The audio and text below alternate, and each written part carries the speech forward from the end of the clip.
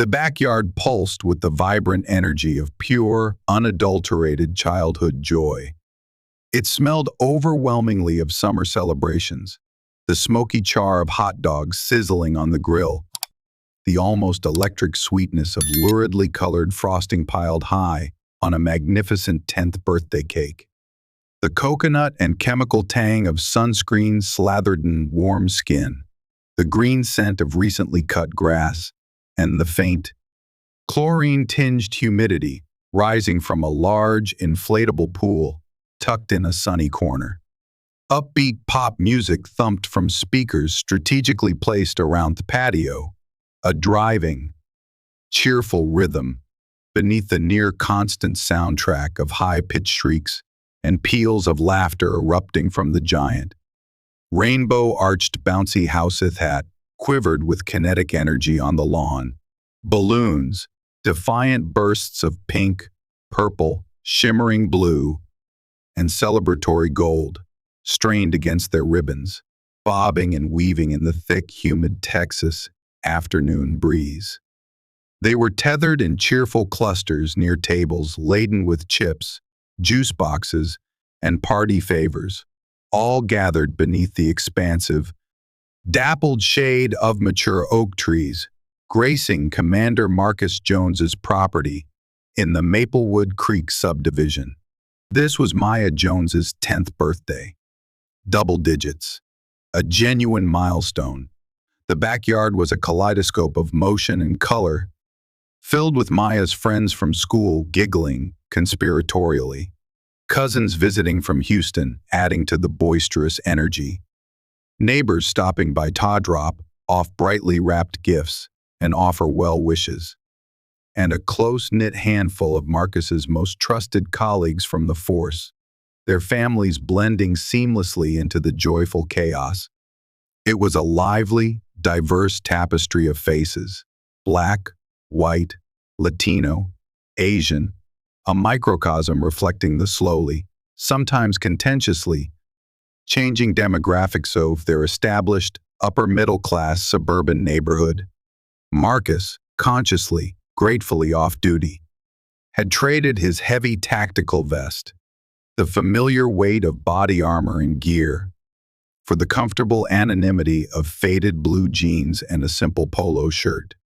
The shirt, a gift from Maya last Father's Day, cheekily proclaimed Dad Mode activated. He stood stationed at the gleaming stainless steel gas grill, a position he often found grounding, methodically flipping burgers, a rare, almost unguarded smile, softening the usually stoic, watchful lines etched around his eyes and mouth. These moments, these pockets of pure, uncomplicated family joy, felt like vital ballast against the often grim, high-pressure reality of his professional life. They were anchors in the turbulent sea he navigated daily. His wife, Aisha, moved with her usual blend of effortless grace and quiet efficiency, coordinating games near the patio.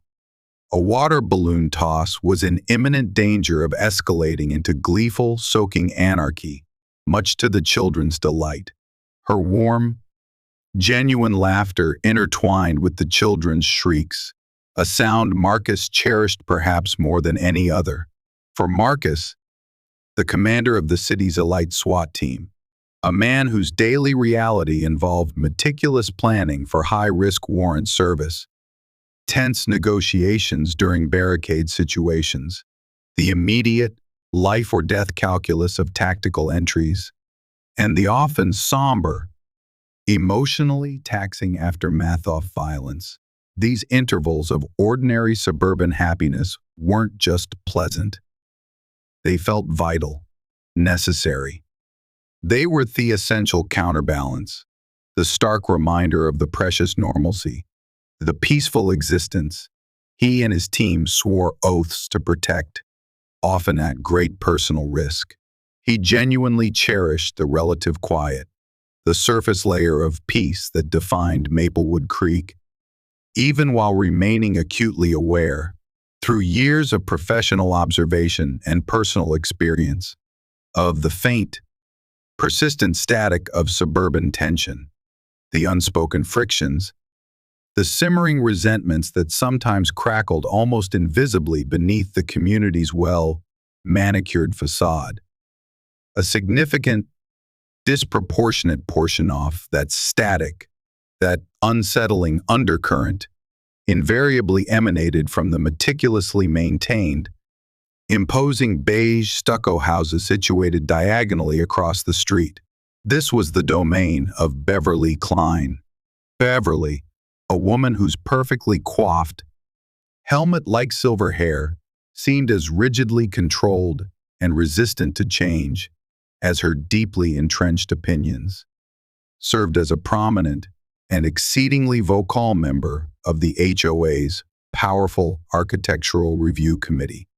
She possessed an almost supernatural sensitivity, a kind of radar, for any perceived deviation, however minor, from her extremely narrow, implicitly biased, and fiercely guarded standard of neighborhood decorum and aesthetic purity. Her complaints to the HOA board were the stuff of local legend, remarkable in their frequency, their pettiness, and their often startling lack of perspective.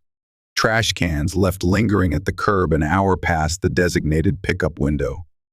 A child's brightly colored basketball hoop deemed aesthetically jarring against the muted earth tones of the surrounding houses.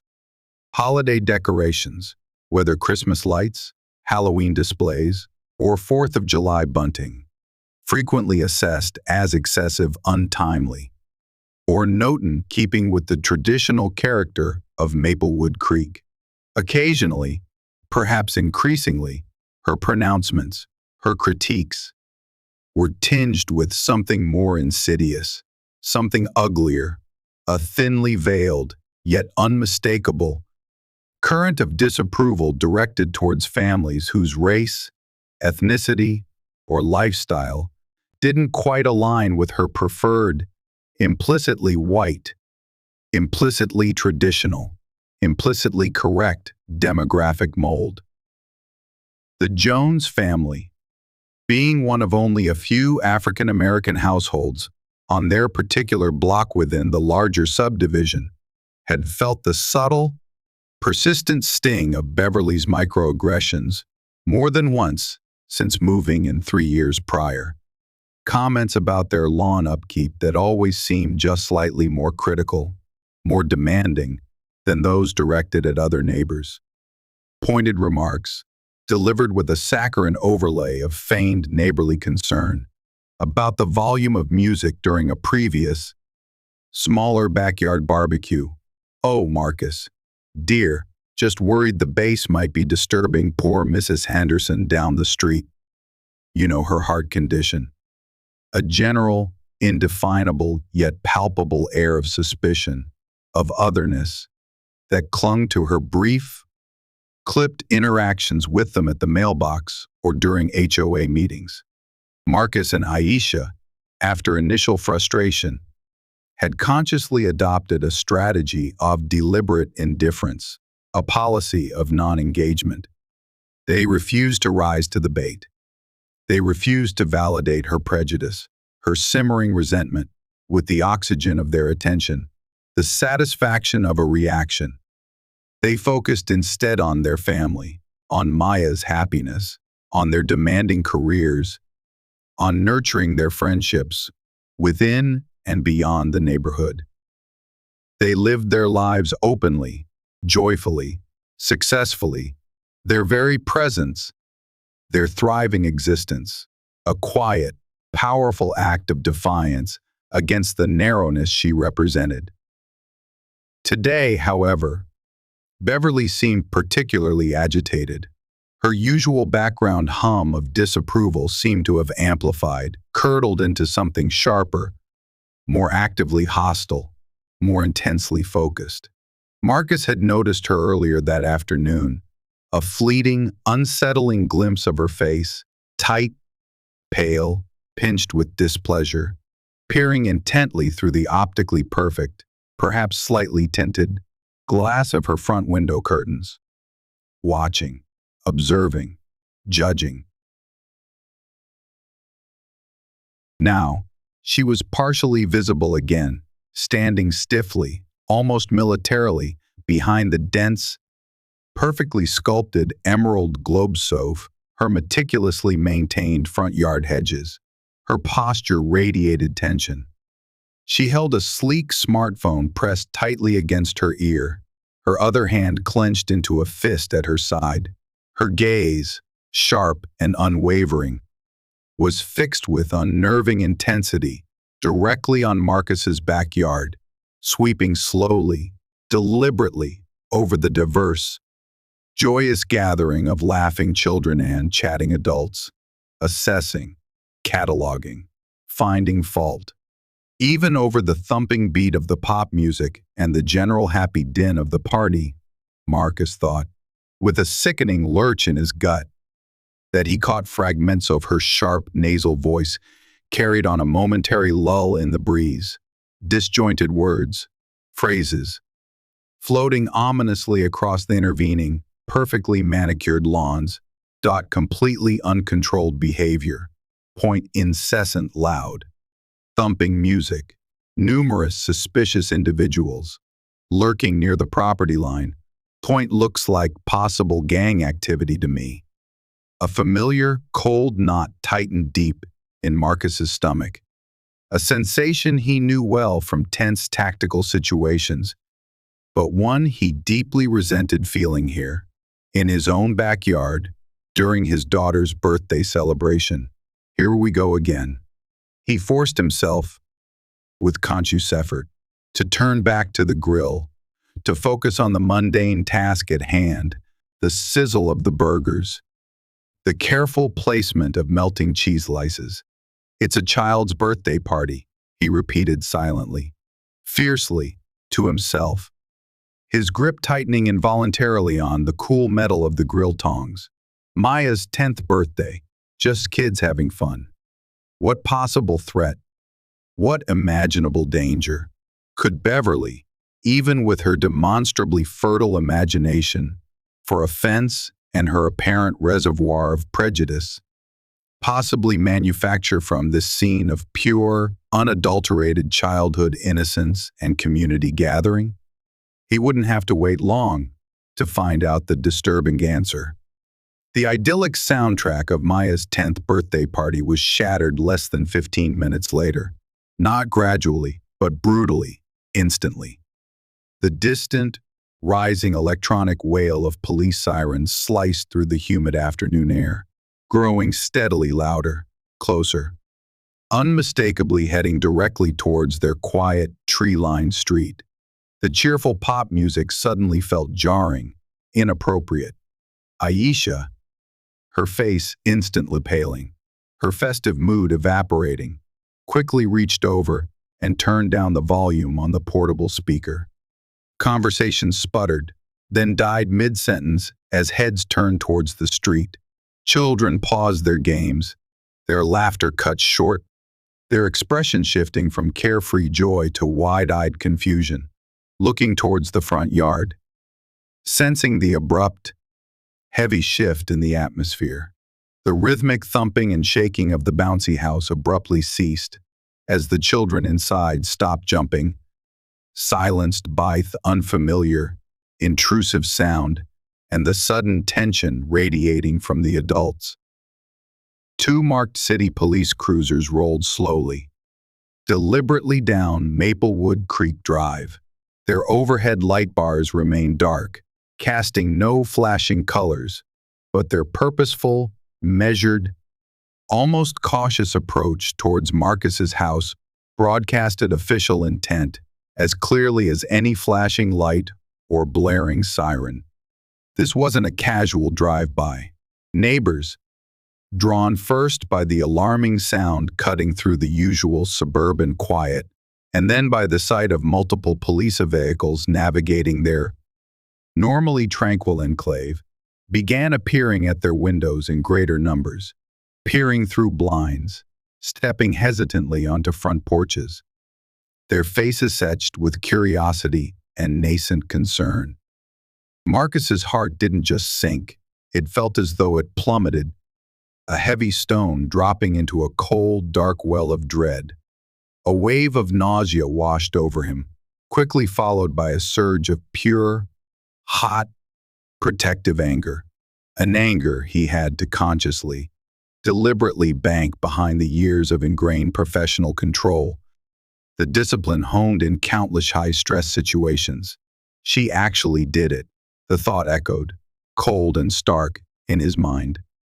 Beverly. That woman actually called the cops on his daughter's 10th birthday party. He carefully, deliberately placed the grill tongs on the warming shelf beside the grill. Took a slow, deep, centering breath, consciously relaxing his shoulders, willing the adrenaline surge to subside. He forced the calm, authoritative mask he wore on duty, the one that projected control even when facing chaos, to settle over his features. Stay calm, he commanded himself. Professional. Assess. Do not escalate. Protect Maya. Protect the guests. He walked steadily, purposefully, away from the grill, his long strides eating up the distance across the lawn, through the open side gate, and towards the front yard. He needed to intercept the officers before they approached the house further, before the situation could potentially escalate in front of the children, before fear could fully replace the joy of the celebration. He met the two officers just as they were stepping out of their respective vehicles, their expressions a mixture of caution and professional assessment. Afternoon, officers, Marcus said, his voice remarkably level, betraying none of the fury or apprehension churning beneath the surface. Something I can help you with? The senior officer, a sergeant whose name had identified him as Miller, looked up, his eyes scanning Marcus, then flicking to the house number, then back to Marcus's face. Recognition dawned almost instantly. Sergeant Miller visibly relaxed, his eyes widening slightly in surprise, perhaps even relief, but that relief was immediately followed by an expression of profound weariness and deep professional discomfort. He clearly understood the awkwardness, the potential toxicity of the situation they had just rolled into. Commander Jones? Sergeant Miller confirmed, the title escaping his lips perhaps louder than intended, a note of surprise still evident. He offered a brief, almost imperceptible nod of professional respect. Apologies, Commander. We didn't realize this was your residence when the call came in. He shifted his weight from one foot to the other, his discomfort palpable. We received a 911 dispatch. Report came in as a significant disturbance in progress at this address. He paused, looking genuinely pained, avoiding Marcus's direct gaze for a moment. The reporting party alleged possible gang activity. Caller specifically mentioned seeing weapons being displayed. Sergeant Miller gestured vaguely, almost apologetically, with his thumb towards the backyard, from where the sounds of children's laughter and excited chatter, momentarily subdued but now slowly resuming, were still clearly audible. The sounds formed a stark, almost surreal, contrast to the grave nature of the dispatcher's relayed report. Gang activity? Marcus repeated, allowing a carefully measured note of incredulous disbelief to finally enter his controlled tone.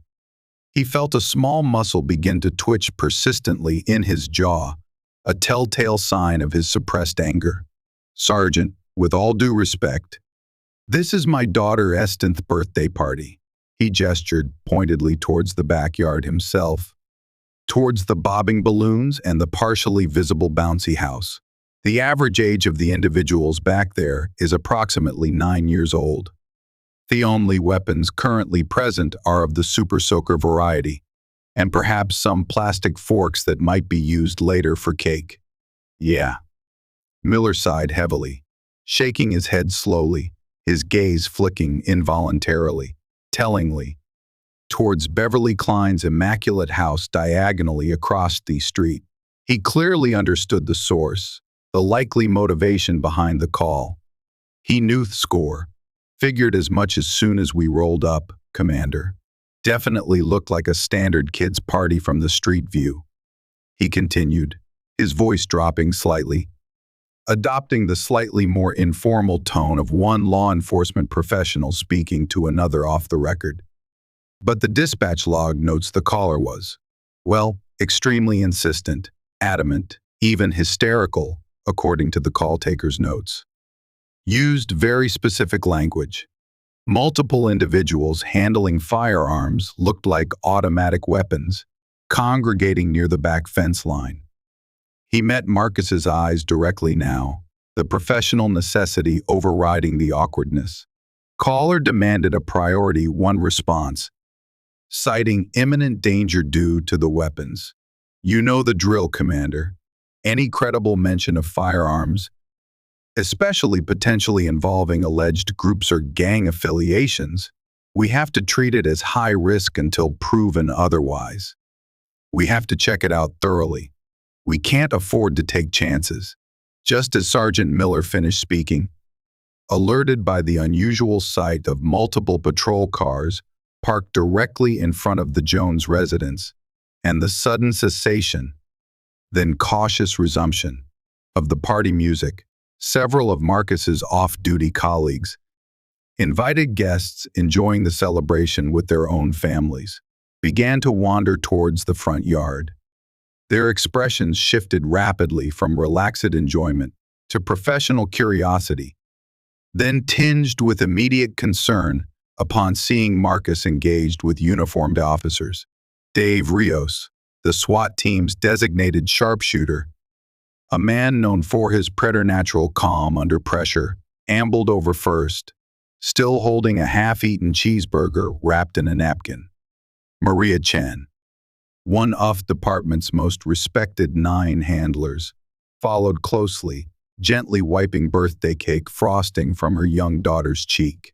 Sam Brody, a formidable breacher, whose physical presence alone often acted as a deterrent, brought up the rear, casually sipping a can of soda. All were dressed in the epitome of casual weekend civilian attire. Shorts, colorful t-shirts, summer dresses. Nothing remotely threatening or suspicious. Everything all right, Marcus? Sam asked, his voice low and calm, but his gaze sharp, sweeping instinctively over the patrol cars, assessing the officer's body language, his relaxed demeanor instantly overlaid with a layer of professional vigilance. What's going on here? Before Marcus could formulate a concise, calming response for his friends and colleagues, Beverly Klein decided it was her moment to make her grand entrance onto the stage she had inadvertently set.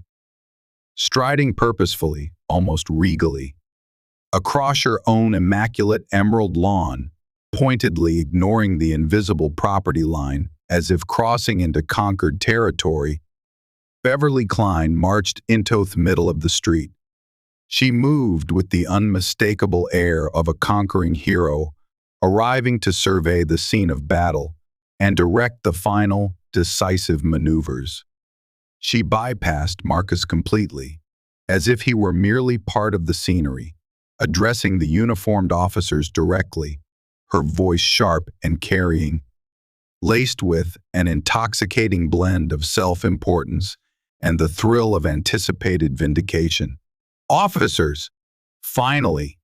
she announced, her tone imperious, demanding immediate attention. "Thank goodness you've arrived. Have you managed to secure the perimeter yet? Did you locate the weapons I reported?" She pointed a trembling, accusatory finger dramatically towards Marcus's backyard, towards the sounds of resumed children's play. "I reported it clearly. Multiple times. I personally witnessed several highly suspicious individuals handling what definitely looked like pistols, or possibly even automatic weapons near the back fence line just moments ago. It was terrifying. She drew herself up, puffing out her chest slightly. And the noise, the incessant thumping music. It's clearly indicative of some sort of organized gang gathering. It's intimidating and, frankly, unacceptable in Maplewood Creek. Sergeant Miller turned slowly, deliberately, his body language communicating immense patience strained to its limit, to face Beverly Klein directly. His earlier visible discomfort was now completely replaced by a look of cold, hard, professional assessment. His expression was carefully neutral, unreadable, but his stance radiated unequivocal disapproval and a weary resignation. "Ma'am," Miller began, his voice polite but firm, each word carefully enunciated, cutting cleanly through her agitated tirade. "We have arrived on the scene, as requested. We have assessed the situation currently in progress at this residence." He gestured pointedly, definitively, towards the sounds of the party emanating clearly from the backyard, laughter, children shouting game instructions, the faint beat of pop music. "This," he stated with absolute certainty, "is very clearly and unequivocally a child's birthday party." He paused for a beat, letting his words hang in the suddenly thick, tense air, ensuring they penetrated Beverly's agitated state. "There is absolutely zero evidence of any gang activity whatsoever. No weapons of any kind have been observed by myself or by my partner, Officer Jennings," he continued, his voice hardening slightly. "The only individuals present appear to be the homeowners, their family members, invited friends, colleagues, and numerous children who are celebrating a birthday." "What?" Beverly shrieked, the word exploding from her, her carefully composed facade finally cracking completely under the direct contradiction from authority. Her face flushed a blotchy, dangerous shade of crimson. "Are you blind? Are you completely incompetent? Or are you refusing to see what's right in front of you? Look at them," she gestured wildly, almost incoherently, again towards the backyard. Then her furious, scanning gaze landed squarely on Marcus's colleagues, who were standing quietly nearby: Dave Rios, Maria Chen, Sam Brody. Her eyes narrowed instantly with renewed suspicion, searching for confirmation of her preconceived narrative. "And just who are these people?" she demanded, her voice dripping with accusatory disdain, practically spitting the words. "More gang members? Associates? Look at them. Just lurking." Sam Brody, the formidable breacher, let out a short, dry chuckle, entirely devoid of humor. It was the sound of profound disbelief mixed with weary contempt. He took a half-step forward, his large frame seeming to subtly expand, his relaxed posture hardening into something solid, immovable. "MAAM," he said, his voice deceptively calm, almost conversational, but carrying an unmistakable edge of ingrained authority that immediately commanded attention and brooked no argument. "We are invited guests. We are attending Commander Jones's family birthday party." He paused, letting the implication sink in, then added, slowly and pointedly, locking his gaze onto Beverly's, "And, as it happens, we are his colleagues." From the department, Beverly stared, her mouth falling slightly open. Here he is darting frantically between Sam's imposing presence, Dave's watchful, quiet stillness, Maria's steady, unwavering gaze, and then finally, inevitably, landing with dawning comprehension and sheer, unadulterated horror on Marcus. "Commander?" she repeated, the word barely a choked whisper now, catching raggedly in her throat. The pieces clicked into place in her mind with sickening speed. The implications, vast, terrifying, career-ending, life-altering, beginning to cascade through her consciousness, the realization visibly washing over her face in waves of panic and disbelief. You're the homeowner? You're Commander Jones? SWAT. Jones? I am Commander Marcus Jones. Yes, Beverly, Marcus confirmed, his voice dangerously quiet now, stripped bare of all neighborly pretense, resonating with a cold, controlled fury that was far more intimidating, far more chilling than any shouted accusation could ever be. He met her terrified, uncomprehending gaze directly, holding it. And this is my daughter, Maya's 10th birthday party. The family celebration you just called 911 on. His voice dropped even lower, each word landing like a precisely placed hammer blow. The party you falsely reported to police dispatch as possible gang activity. He took a deliberate, almost imperceptible step closer, invading her personal space just enough to emphasize his next words. The party where you knowingly, maliciously, and falsely claimed to have personally witnessed firearms, triggering a priority 1 police response to my home, endangering my family, my guests, my colleagues, and these responding officers. Beverly stammered, her face ghostly white now, utterly speechless for perhaps the first time in her long, vocal adult life. The sheer, catastrophic weight of her actions, the specific, calculated lie about guns, the identity of the homeowner, the potential legal and personal ramifications seemed to crash down upon her with crushing physical force. She looked as if she might collapse. Sergeant Miller, sensing the situation was now fully understood by the perpetrator, but required decisive, official action to conclude, stepped forward again, smoothly reclaiming control of the interaction. His voice regained its full, measured, official cadence. Beverly Klein, he stated clearly and firmly, his voice resonating in the suddenly hushed street, leaving absolutely no room for doubt or interpretation. You are under arrest. Arrest? Beverly gasped, finally finding her voice again, though it emerged as a high-pitched, trembling squeak of disbelief. Arrest me? For what possible reason? I was merely reporting a legitimate safety concern. I felt threatened in my own neighborhood. It's my civic duty, Asa concerned. Citizen, MAAM, Sergeant Miller explained, his voice carrying the weight of patient but stern authority. Reciting the charges, as if reading from a script, he unfortunately knew too well. You are being placed under arrest for violation of State Penal Code section. Insert specific state code number for felony false reporting, involving firearms swatting, specifically making a false police report intentionally alleging the presence of firearms, which constitutes a felony offense in this jurisdiction, he continued, his tone unwavering, ticking off the charges with methodical precision.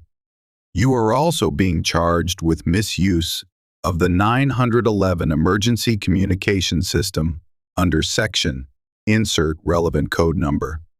Your demonstrably false report, particularly the fabricated claim of weapons, initiated a priority 1 emergency response based on information you knew, or should have known, was untrue. This action potentially diverted critical law enforcement resources from genuine emergencies occurring elsewhere in the city and needlessly endangered the lives and safety of both the responding officers dispatched to this scene and all the civilians present at this location, including numerous children. As Sergeant Miller calmly, professionally recited the serious charges, several party guests and numerous neighbors, initially drawn by the sirens and now utterly captivated by the unfolding, almost unbelievable real-life drama, had their smartphones held high, angled directly towards Beverly and the officers. Their screens glowed in the afternoon light, recording every word, every expression, every nuance of the exchange.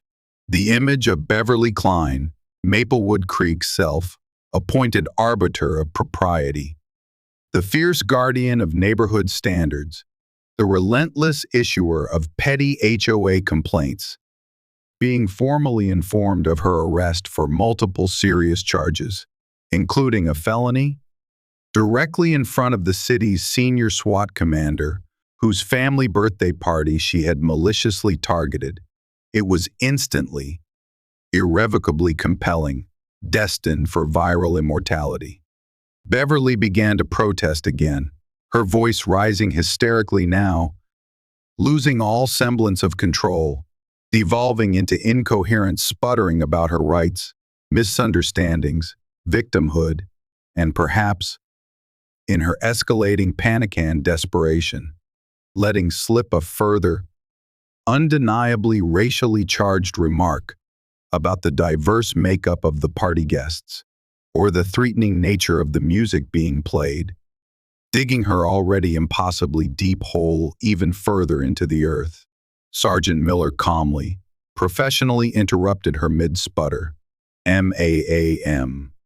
You need to remain silent now. Anything you say can and will be used against you. Turn around slowly and place your hands behind your back, please." As the cold, sharp, metallic click of the handcuffs fastening securely around Beverly Klein's wrists echoed unnaturally in the sudden, stunned silence of the street, she let out a choked, strangled wail, a sound of pure, unadulterated outrage, disbelief, and perhaps the dawning terror of inescapable consequence. The surrounding crowd of neighbors and party guests stood frozen, a silent, watching tableau, save for the faint, ubiquitous clicking and whirring sounds of dozens of smartphones diligently capturing the moment for posterity, and almost certainly for the 11 o'clock news. Marcus watched the proceedings, his face a grim, impassive mask, betraying nothing of the complex storm-off emotions raging within: relief, anger, weariness, a fierce protective instinct towards his daughter, and a deep sadness that this ugliness had intruded upon her special day. He felt no triumph in Beverly's downfall, only a profound sense of violated peace and the weary burden of confronting prejudice yet again. He allowed the on-duty officers to conduct the arrest professionally, efficiently, without interference. His colleagues, Dave, Maria, Sam, stood nearby, silent, professional witnesses to the scene, their presence a quiet, solid statement of support for their commander, their expressions reflecting a shared, unspoken understanding of the ugly realities they sometimes confronted, even off-duty, even in the perceived safety of their own suburban neighborhoods. The spectacular, utterly self-inflicted implosion of Beverly Klein's long reign of petty suburban terror was absolute, public, and complete. The digital wildfire ignited with astonishing speed, consuming the internet before Beverly Klein's fingerprints were even fully processed and logged at the central booking station downtown.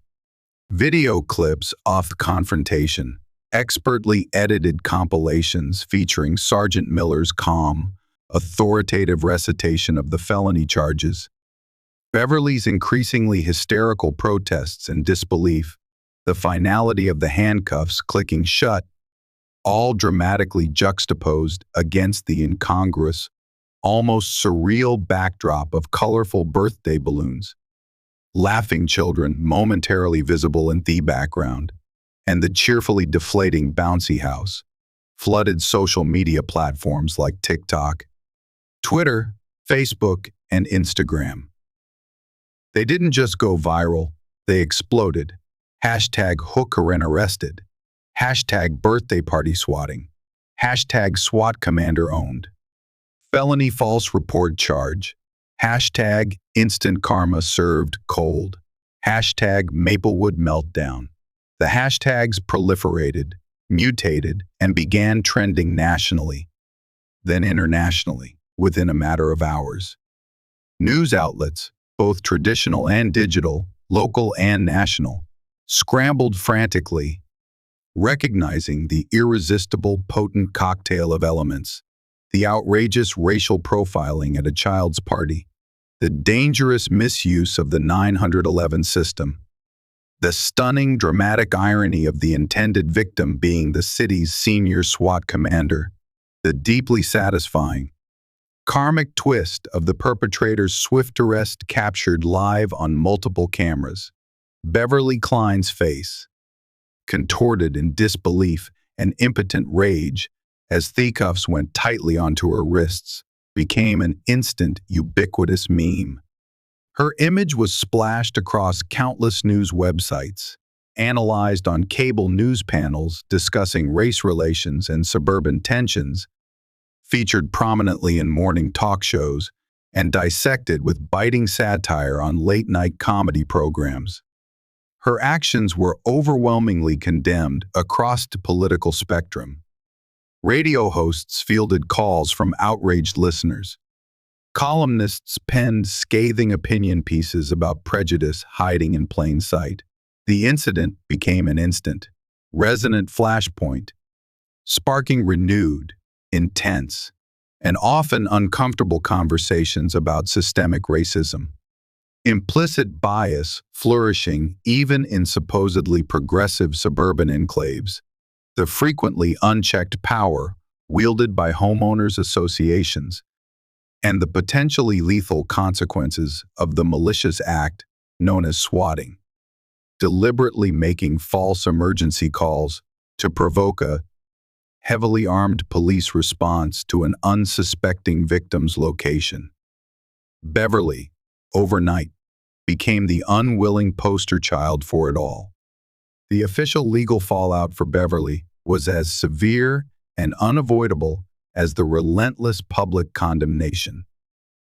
The 911 recordings, obtained and released to media after initial court filings under public records requests, were utterly damning. They captured her initially calm, almost chillingly deliberate voice laying the groundwork, then escalating the situation with fabricated details, inventing suspicious behaviors, and specifically, repeatedly, emphasizing the fictitious presence of multiple firearms, the key element designed to ensure a rapid, large-scale, priority-owned police response. Her calculated deceit was laid bare for all to hear. Official investigators, tasked by the district attorney's office, delved deeply into her history, pulling years of records documenting her past complaints to the Maplewood Creek HOA, non-emergency calls logged with the city police department, and even emails exchanged with city council members. A clear, undeniable pattern emerged: a statistically significant, disproportionate number of her complaints, grievances, and accusations targeted minority families residing on her block and in the immediately surrounding streets. Several other neighbors, emboldened by Beverly's public downfall and Marcus's standing, came forward cautiously with corroborated accounts of previous, less dramatic but equally prejudiced or harassing interactions they had endured over the years. The district attorney's office, facing intense public pressure but also armed with overwhelming, multifaceted evidence, proceeded decisively. Formal felony charges were filed against Beverly for the false report concerning fictitious firearms, a charge specifically designed to address the dangers of swatting and carrying significant potential prison time under state law. Additional misdemeanor charges were filed for the willful misuse of the 911 emergency system. Prosecutors carefully reviewed all the evidence again for potential hate crime enhancers. recognizing the clear racial animus that appeared to motivate their actions, though ultimately acknowledging, as is often the case, the high legal bar required to prove specific hate crime intent beyond a reasonable doubt in a court of law. They decided to focus on the provable felon-false reporting charge. Beverly hired an expensive, high-profile defense attorney who attempted, valiantly but futilely, to construct a narrative casting her as a frightened, perhaps overly cautious, elderly woman who genuinely misinterpreted the unfamiliar sights and sounds of the diverse party, felt intimidated, panicked, and tragically overreacted out of legitimate fear for her safety and the neighborhood's well-being. They argued she suffered from generalized anxiety and that her perceptions, while inaccurate, were not intentionally malicious. But this carefully crafted narrative crumbled quickly under the sheer weight of the contradictory evidence presented by the prosecution. The crystal-clear video footage showing a peaceful, joyful children's party with families of diverse backgrounds mingling happily and without incident. The calm, professional testimony of Sergeant Miller and Officer Jennings, describing the scene upon arrival as entirely non-threatening. Commander Marcus Jones's impeccable professional reputation and his own calm, controlled demeanor throughout the entire incident, and most damningly, Beverly's own composed, calculating, demonstrably false words captured on the official 911 recording, deliberately, repeatedly lying about seeing weapons. Her claims of genuine fear, of mere misinterpretation, rang utterly hollow in the face of such stark, objective evidence. The Maplewood Creek HOA board, reeling from the devastating negative national publicity and facing furious demands for accountability and reform from residents appalled by Beverly's actions and the board's previous inaction on her pattern of behavior, acted swiftly and decisively. They convened an emergency session and voted unanimously not only to permanently remove Beverly Klein from all committee positions and board roles, but also to formally censure her actions in the strongest possible terms.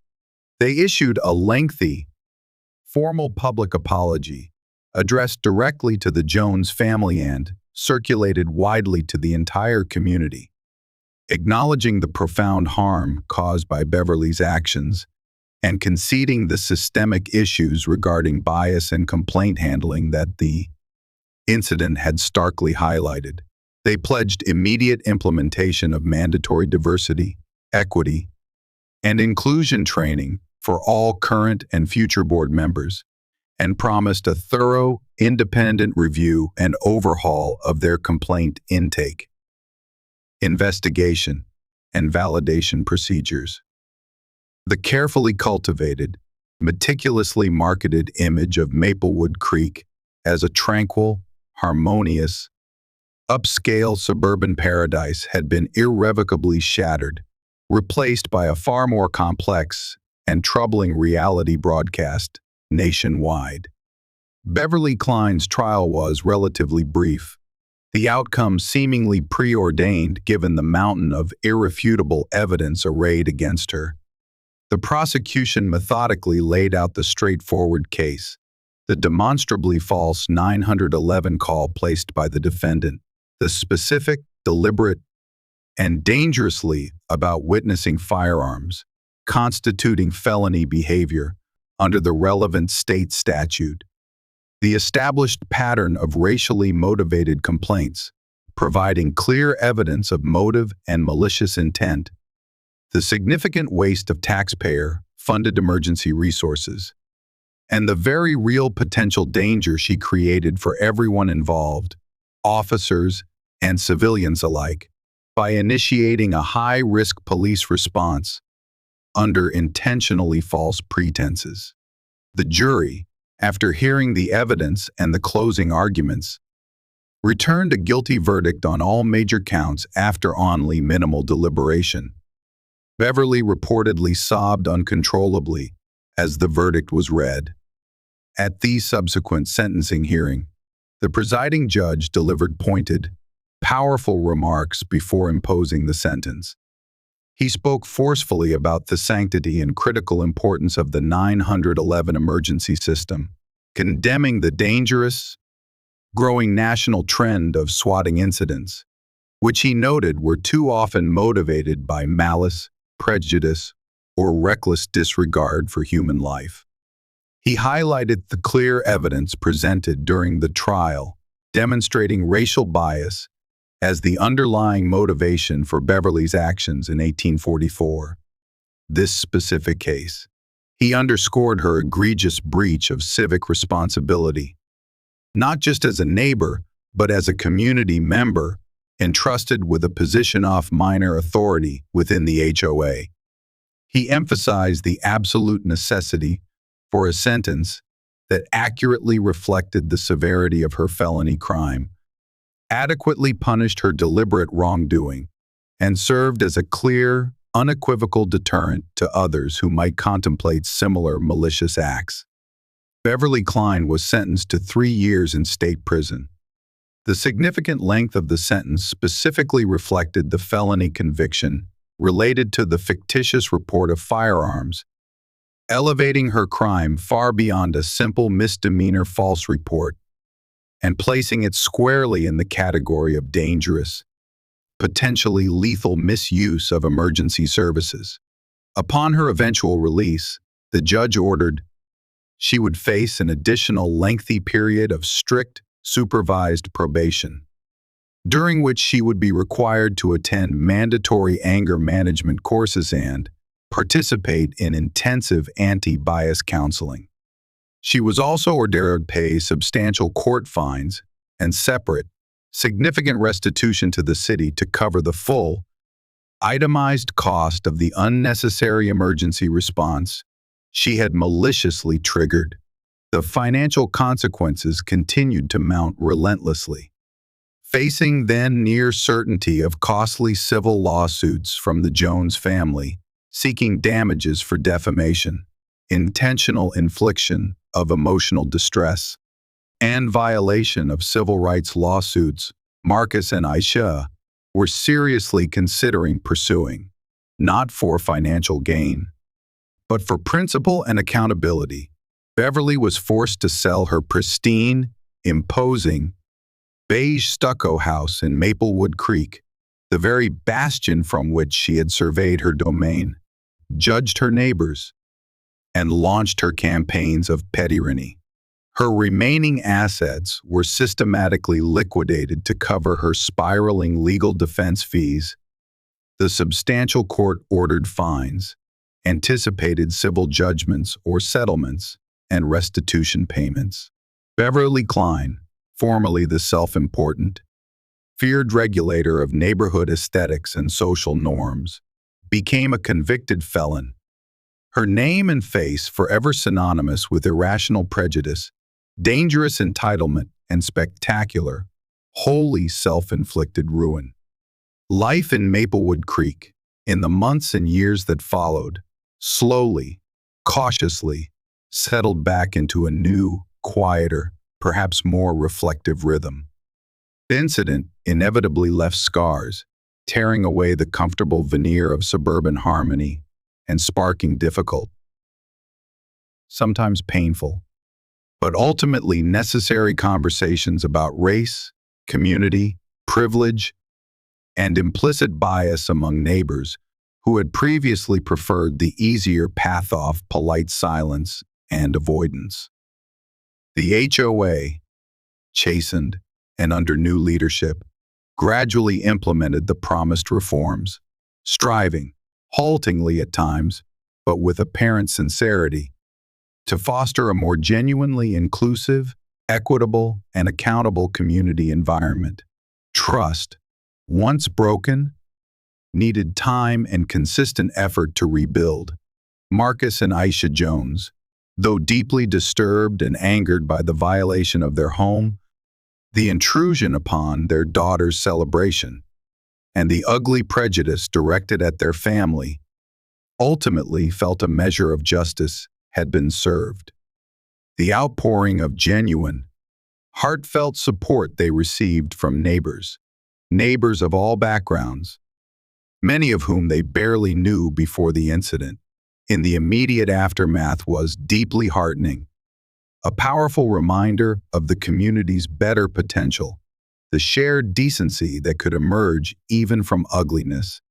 Maya's 10th birthday party, tragically marred but ultimately reclaimed, became a neighborhood legend, a bizarre, troubling footnote in Maplewood Creek's collective history, but perhaps also, in its own strange way, a painful but necessary catalyst that pushed the community, however incrementally, towards greater self-awareness and a more honest understanding of itself. Commander Marcus Jones continued his demanding work, leading his city's SWAT team with the quiet competence, unwavering integrity, and deep sense of responsibility that defined him both professionally and personally.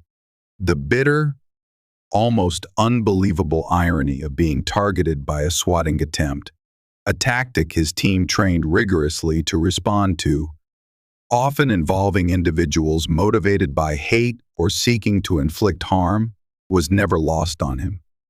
But the experience, rather than making him cynical, only reinforced his profound commitment to protecting all members of the diverse city he served, both while on the job and within the precious bounds of his own backyard, protecting them from overt criminal threats, certainly, but also from the insidious, damaging, and equally dangerous poison of prejudice wielded by individuals like Beverly Klein.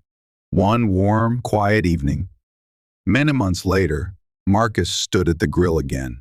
The familiar, comforting scent of barbecue smoke drifted lazily in the soft twilight air. This time, it was just a simple, peaceful family dinner. No crowds, no bouncy house, no underlying tension. Aisha sat nearby on a patio chair, engrossed in a novel, occasionally looking up to smile at him. Maya, now firmly 10 and a half, darted across the lawn, her hands cupped, chasing the first blinking fireflies of the evening, her earlier fear seemingly forgotten, replaced entirely by the resilient, effervescent joy of childhood. As Marcus carefully plated the grilled chicken, transferring it to a platter, Maya ran over, abandoning her firefly hunt momentarily. She wrapped her arms tightly around his waist in a fierce, spontaneous hug, pressing her face into his shirt. "Smells really good, Daddy," she murmured contentedly. He hugged her back tightly, instinctively, resting his chin for a moment on the top of her head, breathing in the familiar, comforting scent of her hair mixed with grass and the unique fragrance of a summer evening. He closed his eyes briefly, absorbing the peace of the moment. He looked across his yard, tranquil now under the fading lavender light of dusk. The only sounds that reached his ears were the gentle, rhythmic chirping of unseen crickets tuning up for their nightly symphony, Maya's happy, breathless giggles as a firefly blinked daringly close to her cupped hand, and the soft, almost imperceptible murmur of Aisha turning a page in her book nearby. The harsh echoes of sirens had long since faded from this street.